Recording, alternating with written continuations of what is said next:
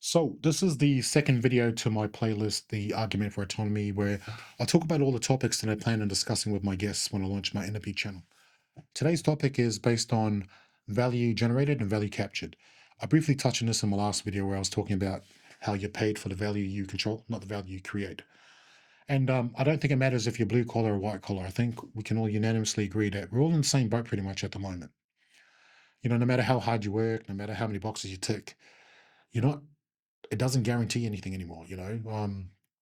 The days of head down, ass up sort of approach, it's barely enough to guarantee that you can pay your monthly bills. And so, we could easily get emotional about this, but that's not going to do anybody any good. We can be sad another day.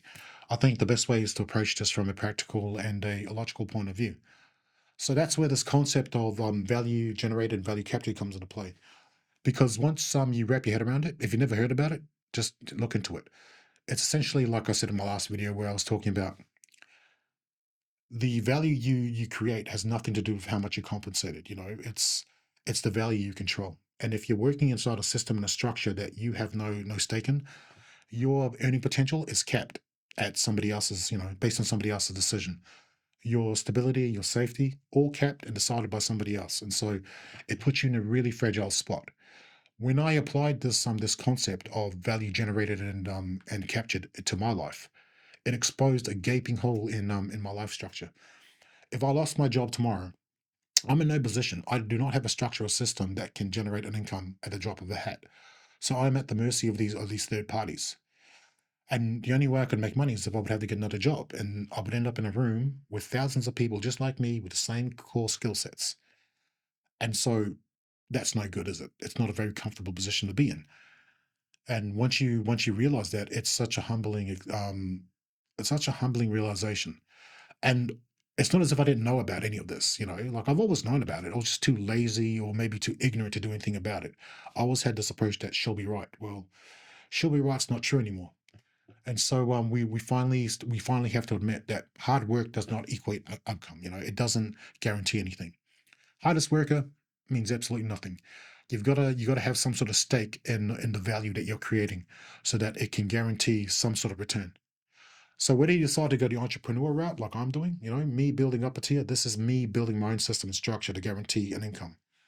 If that's not your cup of tea, you want to go the other route or stay in the 9 to 5, it's not impossible. There's certainly things you can do. I've done it in my career. One of the things I did was earlier on, I made sure that I was exposed to autonomous hauling systems so that as the industry moved forward, I would have that exposure under my belt. And that's just working with unmanned vehicles and all that stuff. If you know anything about mining, you'll know that it's heavy when it comes to work health and safety and all that stuff. So I made sure that I got myself certified, like a Cert 4 in occupational health and safety, advanced first aid, joining an ERT team. I did the Google AI Essentials, just to prove that I was down with the times and open to adopting new technology.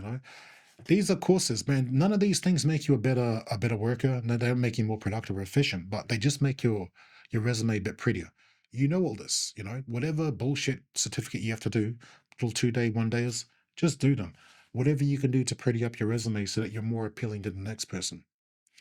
There's a saying, I don't know who said it, but it's when a bear attacks a camp, you don't have to be quicker than a bear. You just got to be quicker than the slowest camper. And so that's what it's all about. It's about the gap doesn't have to be huge. It just has to exist between you and the next person. You know what I mean? So yeah, like whether you go the entrepreneur route, whether you stay in the 9 to 5 and start really upskilling and making yourself more appealing, whatever you need to do, because we're at that point where we're starting to see things happen really quickly in real time. I've been in Perth 15 years. I don't think I can recall a single time where I've seen so many people make financially conscious decisions, and not just in passing in a conversation. They're making these decisions at supermarkets, at petrol stations, and so you're watching this, and you're like, "Holy crap!" I think everybody's starting to realize just how fragile we really are, and we've been spoiled for a long time, and so we've had it good, but it's go time now. So that's the video. Value generated and value captured. Try to capture as much value as you can and put yourself in a position that eliminates your 100% reliance on somebody else's structure and system. You know what I mean?